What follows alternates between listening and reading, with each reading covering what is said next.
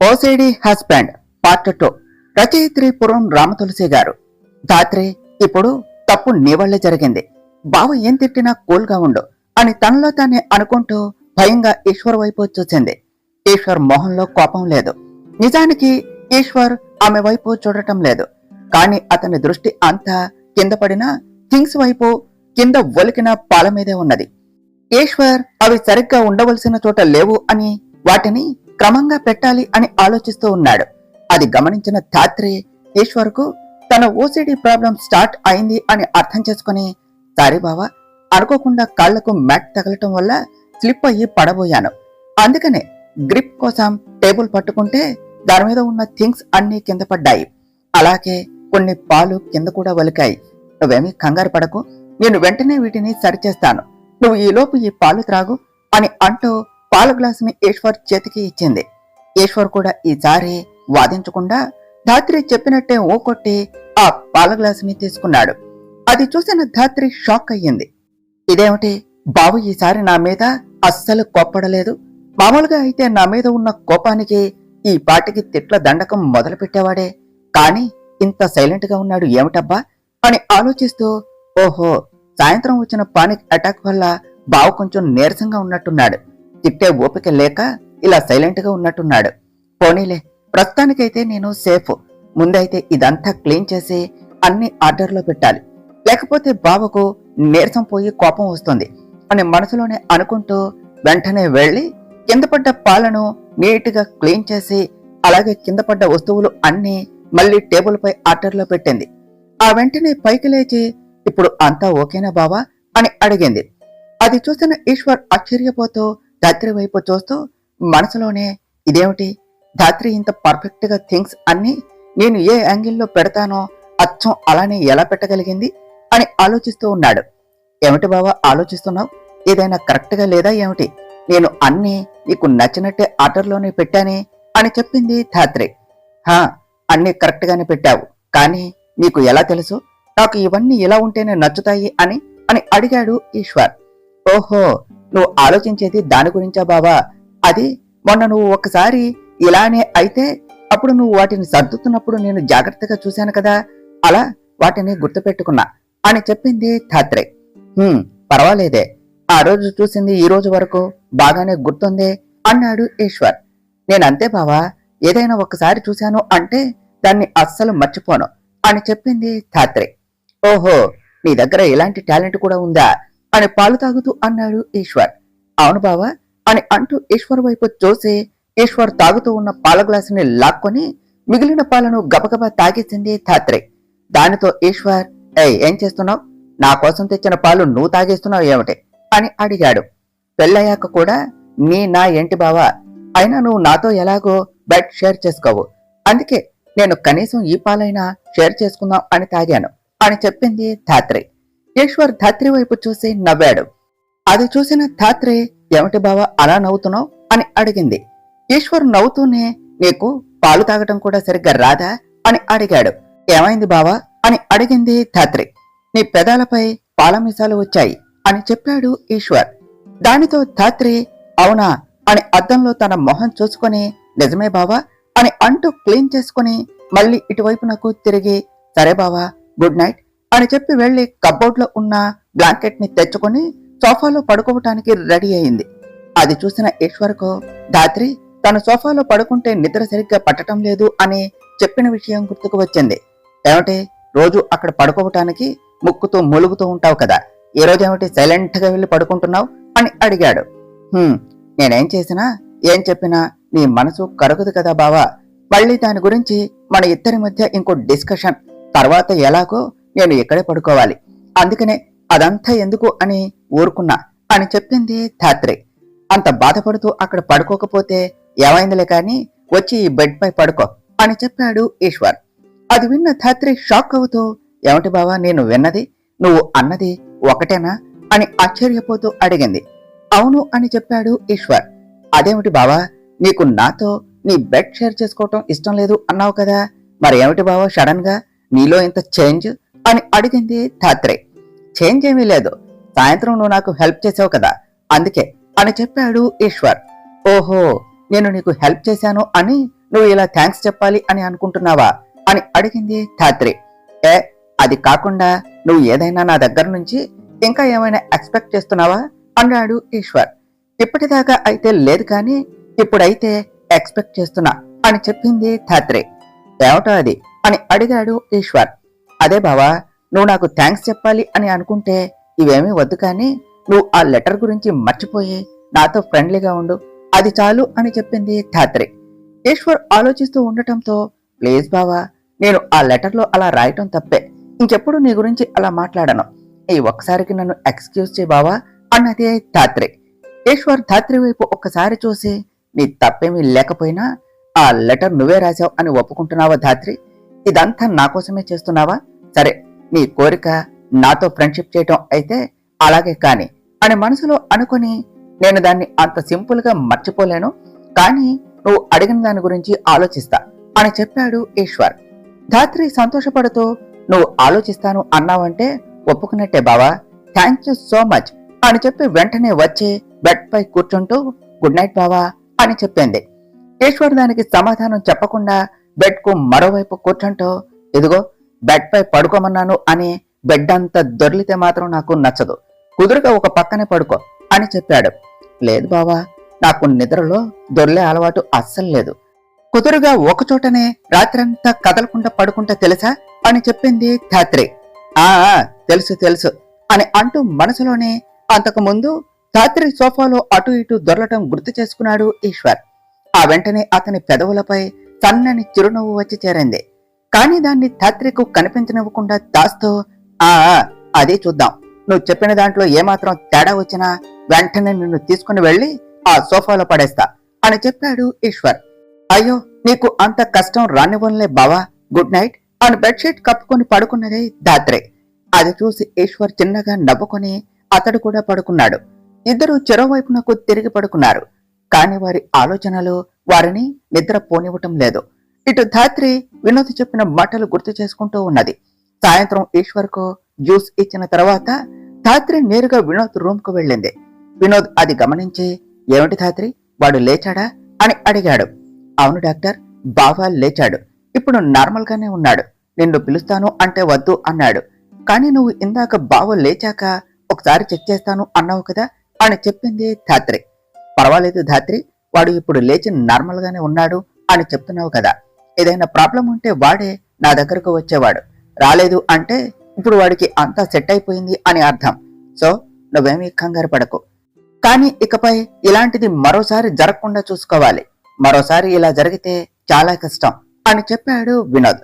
మరి ఇలా ఇంకోసారి జరగకుండా ఉండాలి అంటే మనం ఏం చేయాలి డాక్టర్ అని అడిగింది ధాత్రి.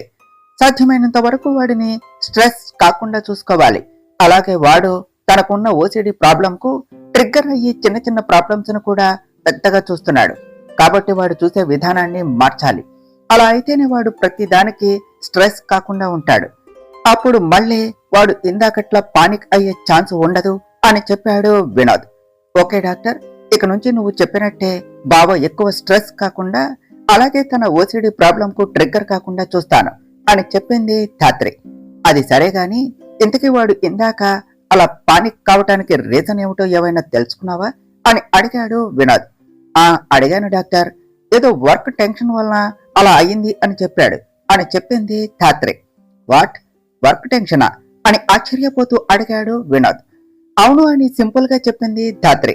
ఆర్ యు షూర్ ధాత్రి, వాడు చెప్పింది నిజమేనా అని అడిగాడు వినోద్. అవును డాక్టర్, బావ అది చాలా క్లియర్ గా చెప్పాడు అని చెప్పింది ధాత్రి. సరే అయితే ఇక నువ్వు వాడిని జాగ్రత్తగా చూసుకో అని చెప్పాడు వినోద్. సరే డాక్టర్ అని అక్కడ నుండి వచ్చేసింది ధాత్రి. అలా జరిగిందంతా గుర్తు చేసుకున్న ధాత్రి ఇటు పక్కకు తిరిగి ఈశ్వర్ వైపు చూసింది. ఈశ్వర్ అటు తిరిగి ఉన్నాడు. ఇక నుండి బావను జాగ్రత్తగా చూసుకోవాలి అని అనుకుంటూ ఈశ్వర్ వైపే చూస్తూ ఉన్నది. అటు ఈశ్వర్ కూడా ధాత్రి గురించే ఆలోచిస్తూ ఉన్నాడు. అలా ఈశ్వర్ కూడా పక్కకు తిరిగి ధాత్రి వైపు చూశాడు. ఆల్రెడీ ధాత్రి ఇటువైపునకు తిరిగి తనని చూస్తూ ఉండటంతో ఈశ్వర్ కూడా ధాత్రి వైపు చూస్తూ ఉన్నాడు. ఏమిటి బావా, నిద్ర రావటం లేదా అని అడిగింది ధాత్రి. లేదు అని నెమ్మదిగా సమాధానం ఇచ్చాడు ఈశ్వర్. అవునా, నాకు కూడా నిద్ర పట్టడం లేదు బావా అని చెప్పింది ధాత్రి. నాకంటే సాయంత్రం కాసేపు నిద్రపోయాను కాబట్టి నిద్ర రావటం లేదు. మరి నీకెందుకు నిద్ర రావటం లేదు అని అడిగాడు ఈశ్వర్. ఏమో బావ తెలియదు అన్నదే ధాత్రి. ఈశ్వర్ కాసేపు మౌనంగా ఆమె వైపు చూస్తూ ఉన్నాడు. ఆ నిశ్శబ్దం ఇద్దరి మధ్య ఏదో కొత్త భావాన్ని తీసుకుని వచ్చింది. ఇంతవరకు మాటలతో నింపబడిన గది ఒక్కసారిగా ఊపిరి పీల్చుకుంటూ ఉన్నట్టుగా అనిపించింది. ధాత్రి ఆ మౌనాన్ని బ్రేక్ చేస్తూ, అవును బావా, నీకు ఇంకా నాపై కోపం అలానే ఉన్నదా అని అడిగింది. నాకు నీపై ఎలాంటి కోపము లేదు ధాత్రి, కానీ ఆ విషయం అప్పుడే బయట పెట్టలేను అని మనసులోనే అనుకుంటూ బయటికి మౌనంగా ఉన్నాడు. అది గమనించిన ధాత్రి, ఏమిటి బావా సమాధానం చెప్పటం లేదు? అంటే నీకు ఇంకా నా మీద కోపం అలాగే ఉన్నదా? అవునులే, నీ కోపం అప్పుడే పోయేది కాదు. అయినా నీ కోపంలోనూ న్యాయం ఉన్నదిలే బావా.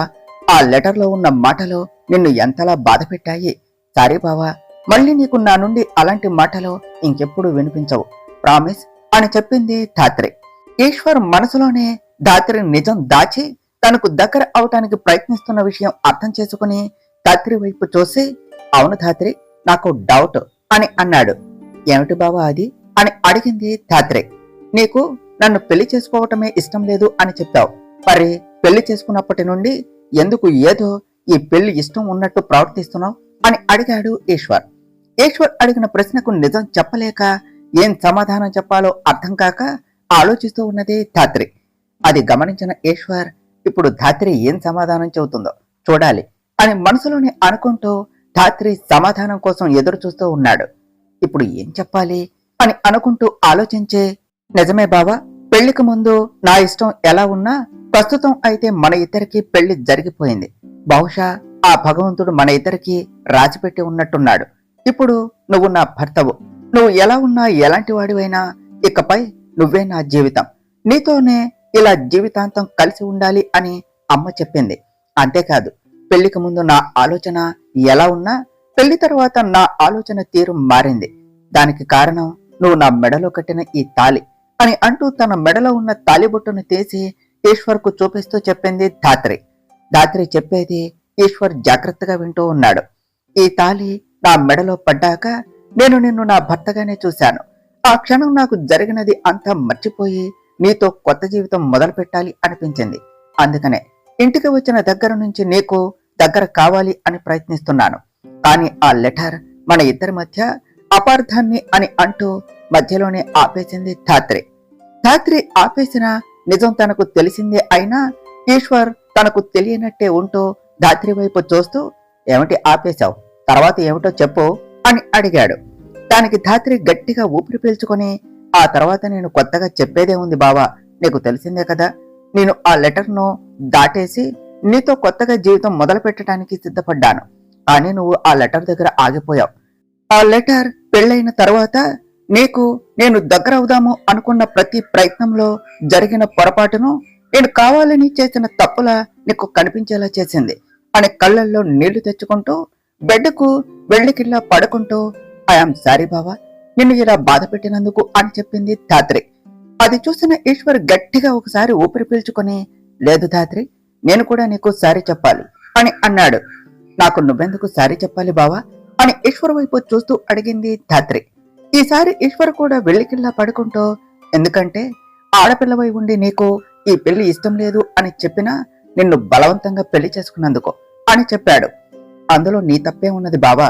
ఈ పెళ్లి ఇష్టం లేదు, ఈ పెళ్లి ఆపే అన్న ఒక్క మాట అందులో రాసి ఉంటే నువ్వు ఈ పెళ్లి ఆపేసేవాడివి. కానీ ఆ లెటర్లో నిన్ను అవమానానికి బాధకి గురి చేసే మాటలే ఉన్నాయి. అందుకనే నువ్వు అలా రియాక్ట్ అయ్యావు. అందులో నీ తప్పేమీ లేదు. పోనీలే, ఆ లెటర్ వల్ల మన పెళ్లి ఆగిపోకుండా జరిగింది, అది మంచిదే కదా అన్నది ధాత్రి. ఈశ్వర్ ధాత్రి మాటల్లో ఉన్న అర్థాన్ని అర్థం చేసుకుని మనసులోనే నవ్వుకుంటూ సైలెంట్ గా ఉండిపోయాడు. ధాత్రి కూడా కాసేపు మాట్లాడకుండా మౌనంగా ఉన్నది. ఈసారి ఈశ్వర్ ఆ మౌనాన్ని బ్రేక్ చేస్తూ ధాత్రి అని పిలిచాడు. ఏమిటి బావా అని సీలింగ్ వైపు చూస్తూనే అడిగింది ధాత్రి. నీకు నా మీద కోపంగా లేదా అని అడిగాడు ఈశ్వర్. కోపమా, దేనికి బావా అని అడిగింది ధాత్రి. అదే, నేను నిన్ను ఎన్ని రోజులు కనీసం మనిషిలా కూడా ట్రీట్ చేయలేదు కదా, దానికి నీకు నా మీద కోపంగా లేదా అని అడిగాడు ఈశ్వర్. లేదు బావా, ఎందుకంటే నువ్వు ఆ ప్రవర్తనలో కూడా నా మీద నీ భార్యను అనే హక్కునే చూపించావు అని చెప్పింది ధాత్రి. ఆ మాట వినగానే ఈసారి ఈశ్వర్ మనసులో ఉన్న గిల్టీ ఫీలింగ్ పోయి ఆమెపై గౌరవం కలిగింది. దానితో ధాత్రి వైపు ఒక్కసారి చూసి మళ్ళీ తల తిప్పి, సరే ధాత్రి, ఇక నుండి మనం ఇప్పటి వరకు జరిగినది మర్చిపోదాం. నువ్వు కోరుకున్నట్టే ఇక నుండి మనం ఇద్దరం ఫ్రెండ్స్ లా ఉండవచ్చు అని చెప్పాడు. అది విన్న ధాత్రి, నిజంగానా బావా, మనం ఇక నుండి ఫ్రెండ్స్ లా ఉండవచ్చా అని పక్కకు తిరుగుతూ ఈశ్వర్ వైపు చూస్తూ అడిగింది.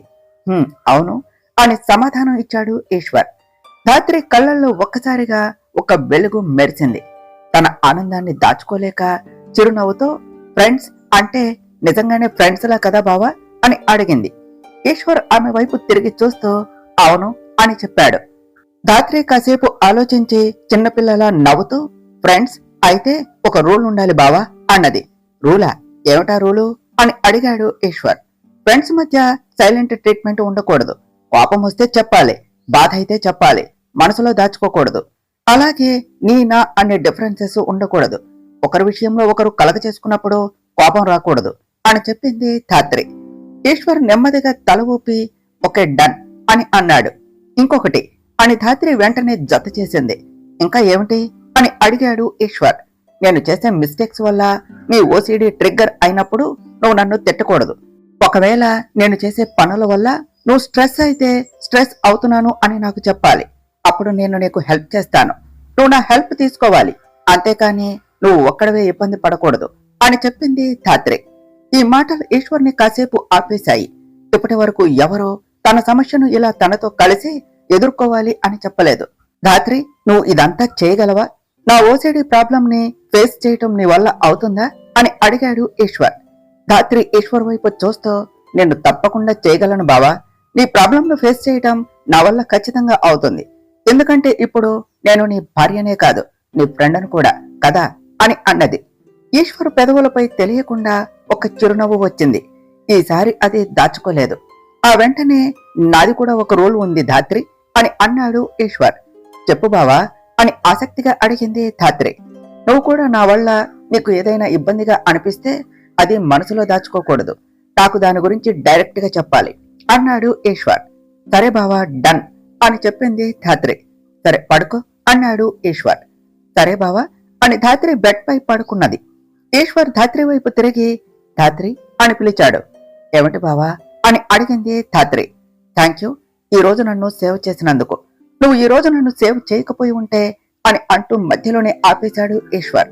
అబ్బా బావా, ఇప్పుడే కదా మనం ఫ్రెండ్స్ అని అన్నావు.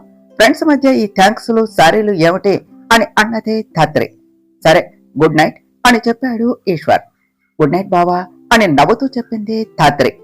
అలా ఇద్దరు ఒకరి కళ్ళలోనికి ఒకరు చూసుకుంటూనే నిద్రలోనికి జారుకున్నారు. ఇటు వినోద్ తన గదిలో బెడ్ పై పడుకుని ఆలోచిస్తూ ఉన్నాడు.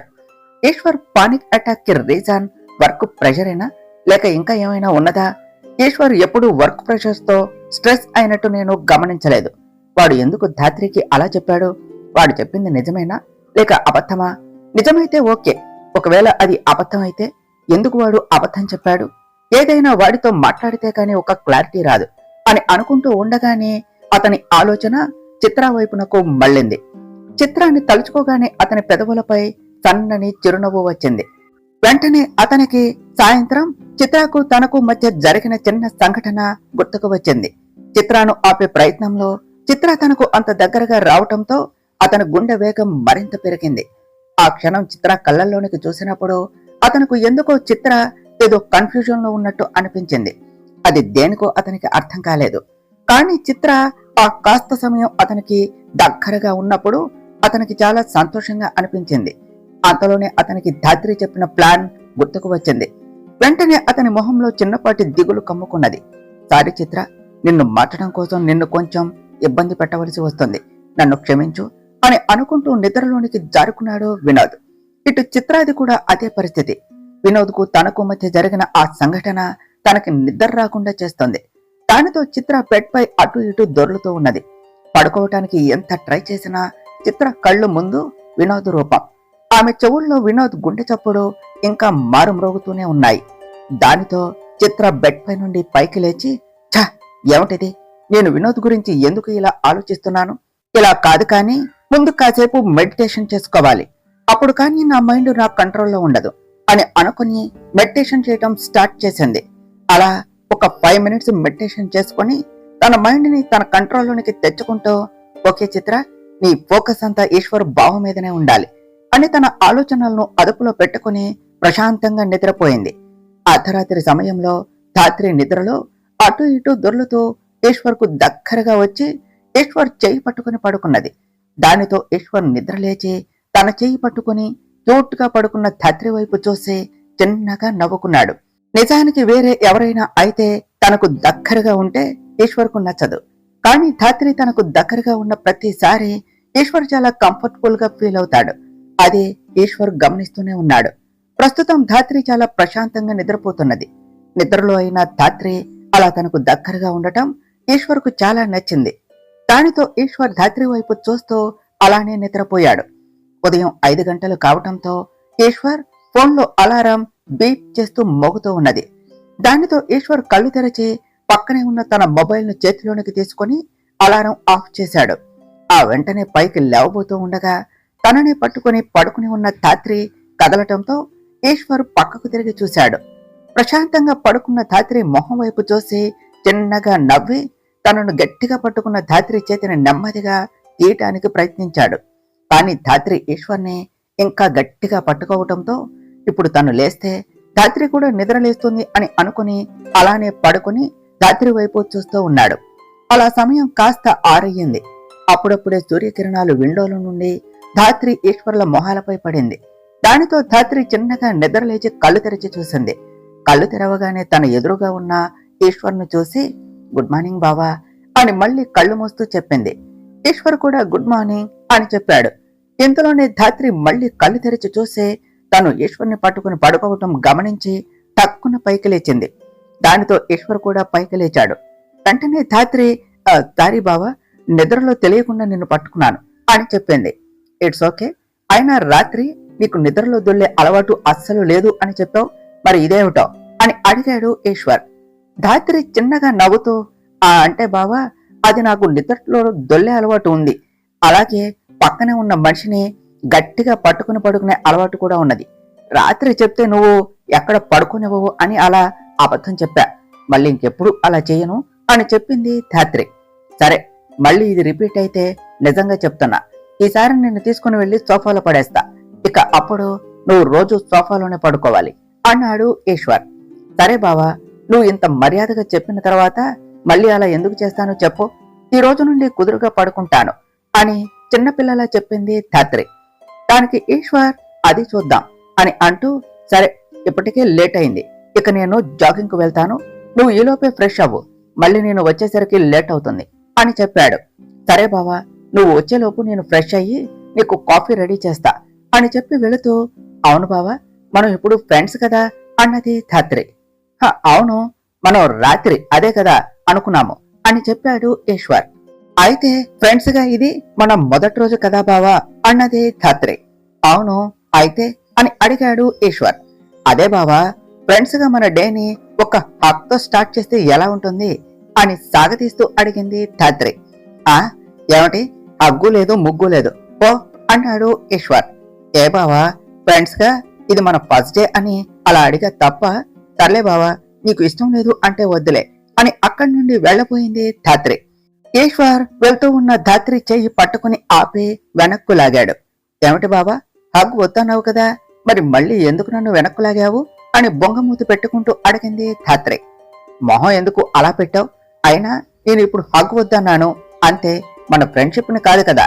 సరే, నువ్వు బాధపడకు, హగ్ అయితే వద్దు, షేక్ హ్యాండ్ తో మన ఫ్రెండ్షిప్ ని స్టార్ట్ చేద్దాం అన్నాడు ఈశ్వర్. అది విన్న ధాత్రి ముఖంలో ఒక్కసారిగా ఆనందం వచ్చింది. పర్వాలేదు బావా, ఇది కూడా బాగానే ఉన్నది అని అంటూ తన చేతిని ముందుకు చాచింది. దానితో ఈశ్వర్ కూడా తన చేతిని ధాత్రి చేతికి అందిస్తూ షేక్ హ్యాండ్ ఇచ్చాడు. ధాత్రి ఈశ్వర్ చేతిని పట్టుకుని ఆపుతూ హ్యాపీ ఫ్రెండ్షిప్ డే బావా అని చెప్పింది. అదేమిటి, ఈ రోజు ఫ్రెండ్షిప్ డే కాదే అని అన్నాడు ఈశ్వర్. అవును బావా, కానీ మన ఫ్రెండ్షిప్ స్టార్ట్ అయ్యి ఇదే ఫస్ట్ డే కదా, అందుకే అలా అన్నా అని నవ్వుతూ సమాధానం ఇచ్చింది ధాత్రి. సరిపోయింది, నీ తెలివి తెల్లారినట్టే ఉన్నది, సరే వెళ్ళి రెడీ అవ్వు అని చెప్పాడు ఈశ్వర్. సరే బావా అని అక్కడి నుండి ఫ్రెష్ అవటానికి టవల్ తీసుకొని వాష్రూమ్ లోనికి వెళ్ళింది ధాత్రి. ధాత్రి వెళ్ళగానే ఈశ్వర్ చిన్నగా నవ్వుకొని ట్రాక్ సూట్ వేసుకుని షూస్ తీస్తూ అద్దం ముందు నిలబడ్డాడు. అద్దంలో తన ముఖం చూసుకుంటూ ఈ రోజు ప్రతిరోజులా లేదు అని తనలో తానే అనుకున్నాడు. మనసులో ఏదో తేలిక భావం. తనకి ఉన్న ఓసిడి అలవాటు కూడా ఈ రోజు అతనికి అంత పెద్దగా అనిపించలేదు. అలా డోర్ తీసి బయటకు వచ్చి జాగింగ్ కు వెళ్ళాడు. బయటకు రాగానే చల్లటి గాలి తన ముఖాన్ని తాకింది. రోడ్డు ఖాళీగా ఉన్నది. చెట్ల మధ్య నుంచి సూర్యుడు వెలుగు పడుతూ ఉన్నది. ఈశ్వర్ స్టెప్స్ లెక్క పెట్టుకుంటూ తన జాగింగ్ స్టార్ట్ చేశాడు. సాధారణంగా అతని మైండ్ పూర్తిగా కౌంట్లలోనే ఉంటుంది. కానీ ఈ రోజు మధ్య మధ్యలో ధాత్రి ముఖం గుర్తొస్తున్నది. రాత్రి నిద్రలో తనని పట్టుకున్నది. మార్నింగ్ లేచి ఆ విషయం తెలుసుకుని సారీ చెప్పిన విధానం, అలా వచ్చే ముందు తాను అడిగిన విషయం అన్నీ గుర్తు చేసుకుని తనలో తానే నవ్వుకుంటూ ఉన్నాడు. ఈశ్వర్ ఒకసారి ఆగి గట్టిగా శ్వాస తీసుకొని మనం నిజంగానే ఫ్రెండ్సేనా అని అనుకుని మళ్ళీ జాగింగ్ స్టార్ట్ చేశాడు. ఇటు ధాత్రి కూడా ఫ్రెష్ అయి వచ్చి బెడ్ మొత్తం నీట్ గా సర్దుతూ బెడ్ వైపు చూసి నవ్వుతూ, ఫస్ట్ టైం బావ నేను ఒకే బెడ్ పై పడుకున్నాం. ఇన్ని రోజులు బావ నన్ను దూరం పెట్టాడు. కానీ ఇక నుండి బావకు నాకు మధ్య ఉన్న దూరం తగ్గుతుంది అన్న నమ్మకం వచ్చింది. బావతో నాకు కుదిరిన ఈ స్నేహం బావకు నా మీద ప్రేమగా మార్చుతుందా ఏమో, ముందు ముందు చూడాలి అని నవ్వుకుంటూ వెళ్లి మిర్రర్ ముందు రెడీ అయ్యి రూమ్ అంతా క్లీన్ గా ఉందో లేదో చూసింది. క్లీన్ గా లేని చోట క్లీన్ చేస్తూ రూమ్ అంతా ఈశ్వర్ కు నచ్చేలా సరిచేసింది. అలా ధాత్రి రెడీ అయ్యి కిందకు వచ్చింది. అప్పటికి ఇంకా ఎవరు హాల్లోనికి రాలేదు. దానితో ధాత్రి కిచెన్ లోనికి వెళ్లి స్టవ్ వెలిగించి పాలు కాచింది. ఇంతలో రమణమ్మ, అమ్మగారు ఏమిటి ఈ రోజు మీరు చాలా త్వరగా లేచారు అని అప్పుడే అక్కడకు వస్తూ అడిగింది. ఈ రోజు నాకు త్వరగా మెలకు వచ్చింది రమణమ్మ అని చెప్పింది ధాత్రి. ఏమిటి ధాత్రి ఈ రోజు నువ్వు త్వరగా నిద్ర లేచినట్టున్నావు అని అడుగుతూ అక్కడకు వచ్చింది భార్గవి. అవునత్తయ్య అని నవ్వుతూ చెప్పి పాలు కప్లో పోసి కాఫీ కలిపి భార్గవికి ఇచ్చింది ధాత్రి. భార్గవి ఆ కాఫీ తాగి, ధాత్రి నీకు కాఫీ పెట్టడం నేర్పించింది నేనే అయినా కాఫీ పెట్టడంలో నువ్వు నన్ను మించిపోయావు కదా అని చెప్పింది. మరి ఏమనుకున్నావు అత్తయ్య ఈ ధాత్రి అంటే అని నవ్వుతూ అన్నది ధాత్రి.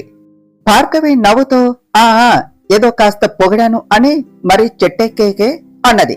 అయ్యో అత్తయ్య ఇక్కడ చెట్లేమీ లేవు, నేను చెట్టు ఎక్కటానికి అని తమాషా చేస్తూ అన్నది ధాత్రి.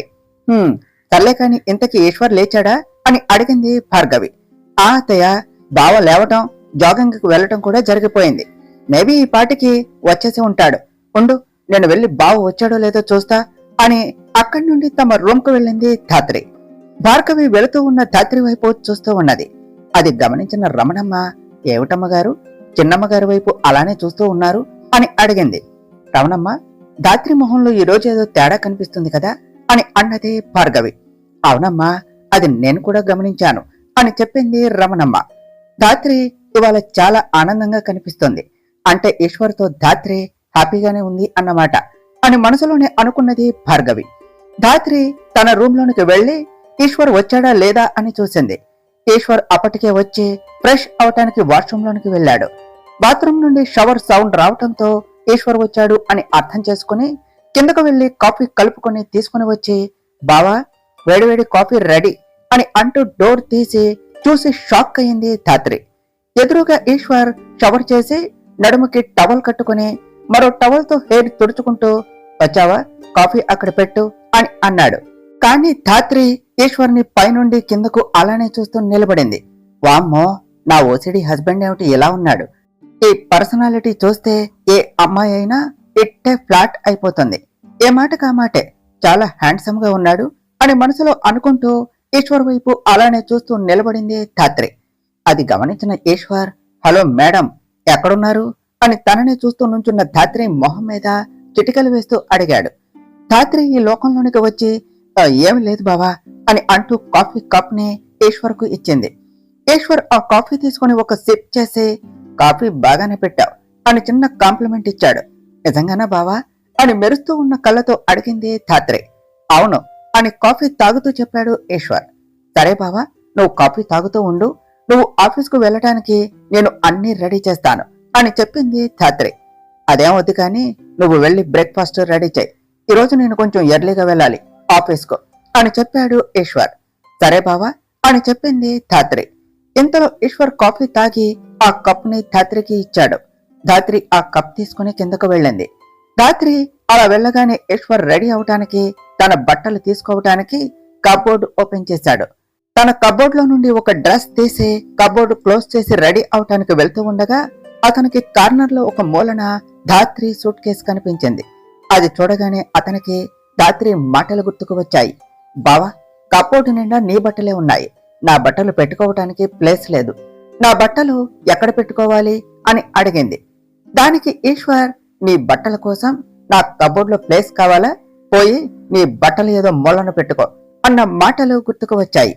ఆ క్షణం ఈశ్వర్ కు అప్పుడు అతడు అన్న మాటలకు ధాత్రి ఎంత ఫీల్ అయ్యిందో అర్థం చేసుకున్నాడు. సారీ ధాత్రి, నేను నిన్ను చాలా బాధ పెట్టాను అని అనుకుని ఆ మరుక్షణమే తన చేతిలో ఉన్న డ్రెస్ ని బెడ్ పై పెట్టి కబోర్డ్ ఓపెన్ చేసి తన బట్టలు అన్ని ఒక సైడ్ రాక్ లో పెట్టుకుని మరో సైడ్ రాక్ ఖాళీ చేశాడు. దానిపై ఒక నోట్ రాసి అంటించాడు. ఆ క్షణం అతని మనసు కొద్దిగా తేలిగ్గా అనిపించింది. వెంటనే టైం చూసుకుని ఆఫీస్కు టైం అవటంతో త్వరగా రెడీ అయ్యి కిందకు వచ్చాడు. ఈశ్వర్ కిందకు వచ్చేసరికి ధాత్రి డైనింగ్ టేబుల్ పై బ్రేక్ఫాస్ట్ సర్దుతూ ఉన్నది. ఇంతలో ఈశ్వర్ రావటం గమనించి, రా బావా, బ్రేక్ఫాస్ట్ రెడీ అయిపోయింది, నువ్వు వచ్చి కూర్చో, ఈలోపు నేను అందరినీ పిలుచుకుని వస్తాను అని అక్కడి నుండి వెళ్లి అందరినీ బ్రేక్ఫాస్ట్ కు పిలిచింది. అలాగే చంద్రిక రూమ్ లోనికి వెళ్లి అత్తయ్య గారు అని పిలిచింది. అత్త ముందు రెడీ అవుతూ ఉన్న చంద్రిక, ఏమిటి ధాత్రి అని అడిగింది. ఏమిటత్తయ్య, నిన్న మనం వేసిన ప్లాన్ గురించి మీరు మర్చిపోయారా? ఏమిటి అని అడిగింది ధాత్రి. లేదు ధాత్రి, నాకు అంతా గుర్తున్నది అని చెప్పింది చంద్రిక. సరే అయితే ఇప్పుడు అందరూ బ్రేక్ఫాస్ట్ చేయటం కోసం డైనింగ్ టేబుల్ దగ్గరికి వస్తున్నారు. చిత్ర కిందకు వెళ్లేలోపే మనం మన ప్లాన్ ని అమలు చేయాలి అని చెప్పింది ధాత్రి. నాకు ఎందుకో భయంగా ఉన్నది ధాత్రి, ఏదైనా తేడా వస్తే చిత్ర పరిస్థితి ఏమి కాను చెప్పు అన్నది చంద్రిక. అబ్బా, మీరేం భయపడకండి అత్తయ్య, అలాంటిదేమీ జరగదు, నన్ను నమ్మండి. మీరు ఇలా భయపడుతూ ఇక్కడే కూర్చుంటే చిత్ర కిందకు వెళ్లిపోతుంది, అప్పుడు మన ప్లాన్ వర్కౌట్ అవదు అని చెప్పింది ధాత్రి. సరే ధాత్రి అన్నది చంద్రిక. నేను వెళ్తున్నాను, మీరు జాగ్రత్తగా మన ప్లాన్ ని ఇంప్లిమెంట్ చేయండి అని చెప్పి అక్కడి నుండి వెళ్లిపోయింది ధాత్రి. ధాత్రి అక్కడి నుండి వెళ్ళగానే ఏమిటో ఈ ధాత్రి పోయి నాకే ఈ పని అప్పచెప్పింది. నేను ఎంతవరకు అది చేయగలనో లేదో నాకే అర్థం కావటం లేదు. కానీ ఎలాగోలా ఈ ప్లాన్ ని సక్సెస్ చేయాలి, అప్పుడే చిత్ర మనసు మారే అవకాశం ఉంటుంది అని అనుకుంటూ తన రూమ్ నుండి బయటకు వచ్చి చిత్ర రూమ్ దగ్గరకు వచ్చి చిత్ర కోసం వెయిట్ చేస్తూ ఉన్నది చంద్రిక. తర్వాత ఏం జరిగిందో నెక్స్ట్ పార్ట్ లో తెలుసుకుందాం ఫ్రెండ్స్. డియర్ ఫ్రెండ్స్, మీకు గనక ఈ కథ నచ్చినట్లయితే మీ అభిప్రాయాలను కామెంట్ల రూపంలో తెలియచేయండి. ఈ వీడియోను లైక్ చేయండి, షేర్ చేయండి, మా ఛానల్ను సబ్స్క్రైబ్ చేసుకోండి ఫ్రెండ్స్. Thank you.